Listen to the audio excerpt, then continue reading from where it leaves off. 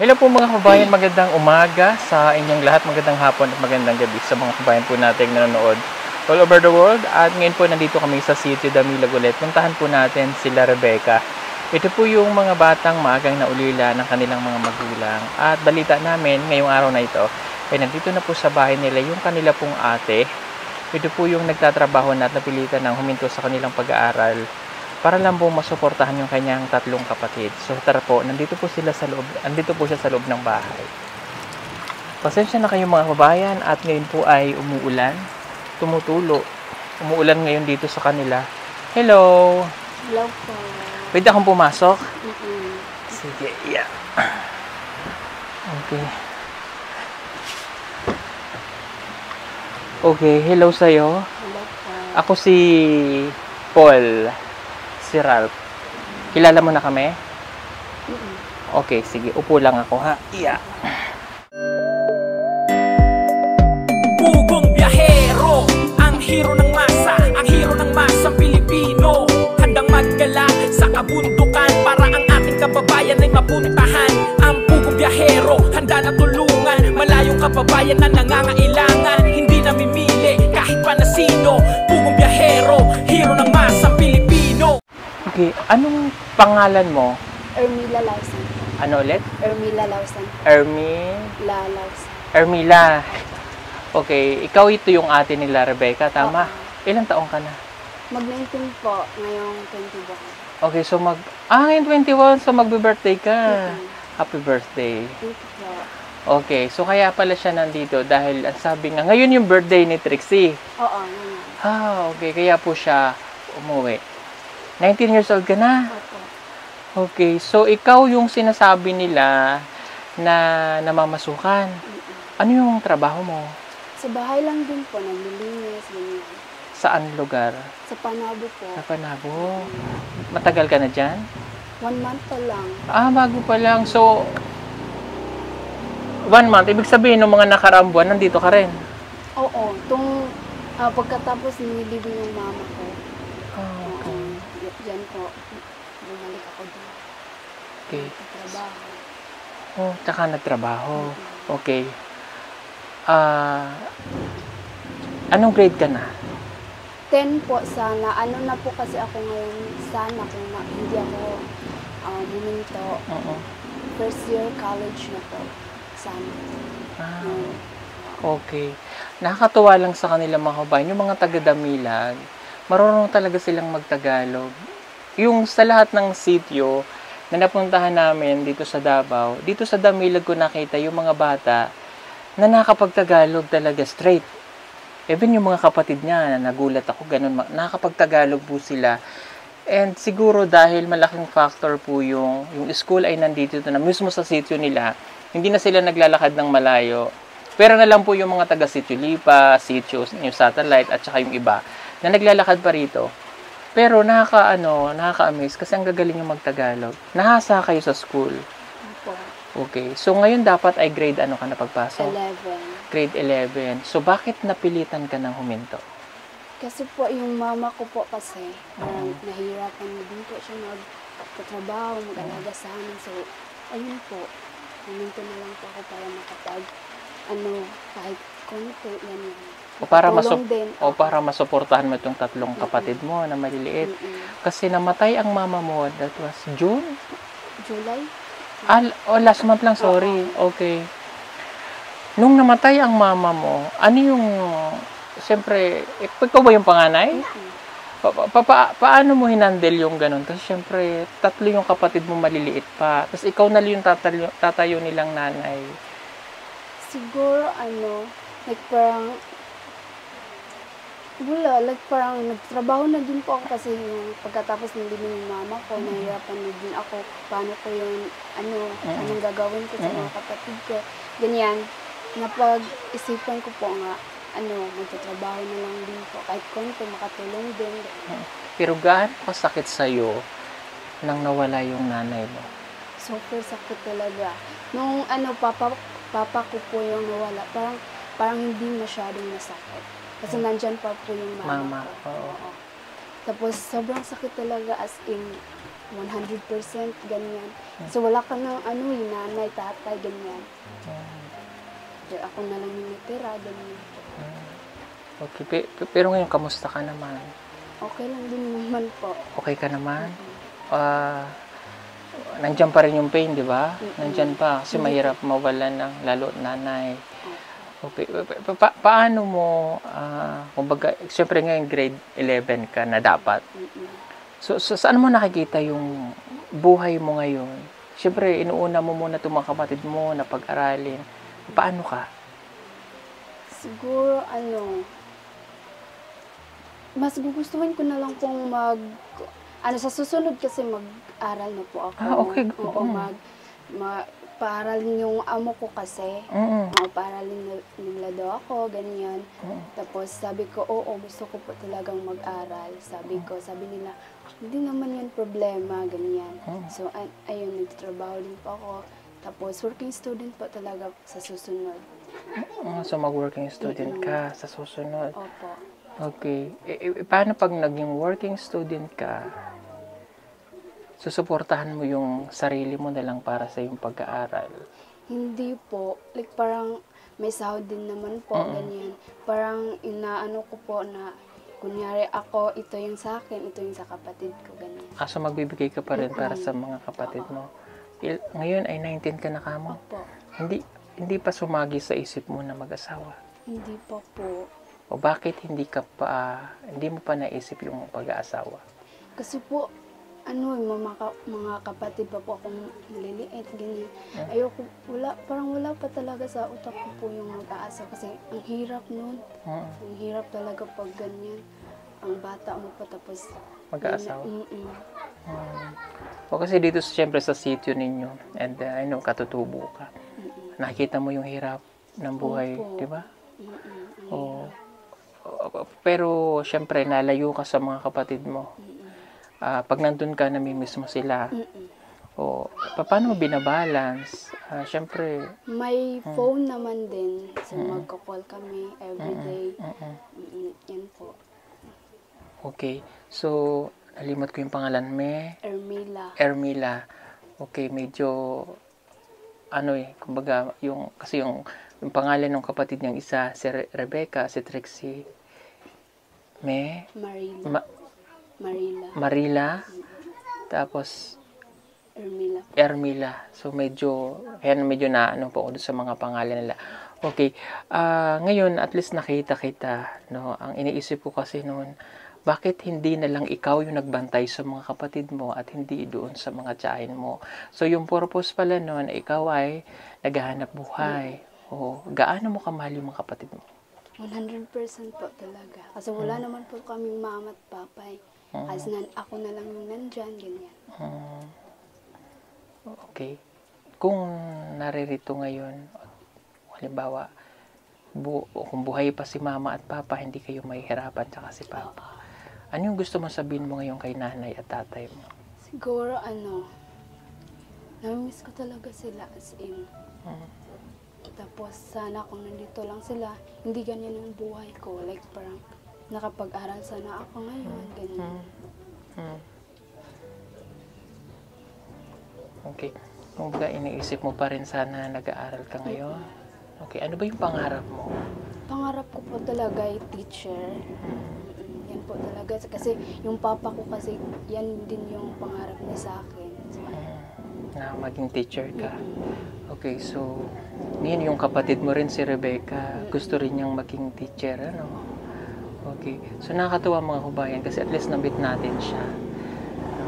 Nalilimutan ko yung pangalan mo. Ermila. Ayun, si Ermila.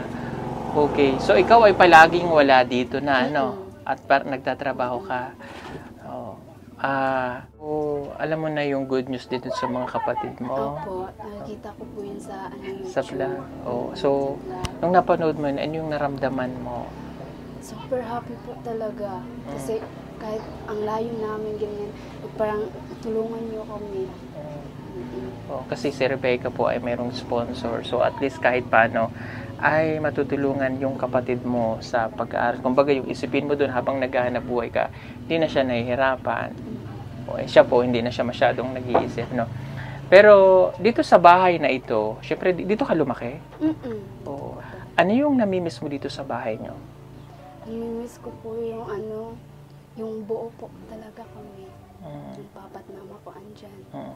Kamusta ba si mama at si papa nung nabubuhay? Okay lang din naman po. Happy. Mm. Ganyan. Mm. O, kamusta yung binibigay nilang suporta sa iyo noong nabubuhay sila? Okay lang din naman po. Okay naman. Napag-aral kami. Oo. Pinapakain kami araw-araw. Oo. Kahit ganito lang kaliit yung bahay ninyo, sama-sama kayo ditong natutulog. Oo. Okay. Opo. O, kasi last July lang namatay yung mama niya, ano? Mayroon bang sinabi sa iyo si mama bago siya namatay? Oo. Sabi niya kasi nung bago siya namatay na mag-aral kayo mabuti, ganyan. Alagaan mo yung kapatid mo. Okay. So, ito ngayon mga kababayan, kaya ako naman siya kinausap din kasi nga, kumbaga iniisip ko rin ito kaya hinahanap namin siya noon. Okay. So nakikita mo na yung pag-aaral mo next year sa amo mo. Mabait yung amo mo? Mabait din po. Okay. So, ang trabaho mo doon ay naglilinis ng bahay? Yan. Oo, yung kasambahay, kumbaga. Okay. So, at least kahit paano mayroon kang trabaho at mabait yung yung amo mo at sabihin mo nga pag-aaralin ka. Yung sa akin lang naman dahil kumbaga nakilala ka namin. So, para mas matulungan sana namin yung kapatid mo, di gano'n na lang yung sponsor tutulong na lang dito sa kapatid mo. Pero yung grade 11 kasi ay malayo dito, which is sa Mapola pa. Tama, no? Kung dito ka nun mag-aaral, para at least sana nababantayan mo ang iyong mga kapatid.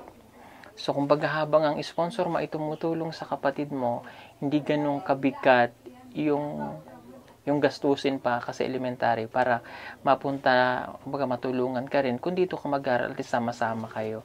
But yung tita mo naman ay dito nakatira at sila magbabantay sa mga kapatid ko, okay lang din naman. So, yun lang sa akin naman, pag nagbago ang isip mo na umalis ka sa amo mo, siguro ay mahal ka na rin nung amo mo. Kumbaga, mahal turing kang anak, 'di ba? Ako personal, gusto kitang tulungan. Kumbaga, since doon ka naman din sa Panabo, what if doon ka sa amin dito sa Davao, 'di ba? Na makita ko na maayos kang mag-aral, kukunin kita doon ka mag-aaral ng grade 11 and 12. Pero since mayroon ka namang sabi mo tutulong sa'yo, na kumbaga yan yung magiging sandigan mo ngayon, yung amo mo, no? Nasa sayo naman yun, diba? Yun sana kasi yung gusto namin at kumbaga natin sa sponsor din namin na mahanap ka at matulungan din. Pero ikaw ba, ano yung decision mo? Ikaw ba ay mag-i-stay dito sa amo mo? O... Siguro kasi ako, mag-stay na lang po din ako sa amo mo. Kasi mabait lang din naman po sila. Yeah, tama naman. And then, thank you po talaga sa sa mga kapatid ko. So doon ka. Okay. So yun lang naman po ay sa other option nga, kung ang gusto lang namin, sagipin din siya, sana, kumbaga kung at least, dahil nalaman naman namin siya ay pag-aaralin, which is good naman. Pero kung hindi nga, yun sana yung part na gusto namin ikaw makuha para matulungan ka namin.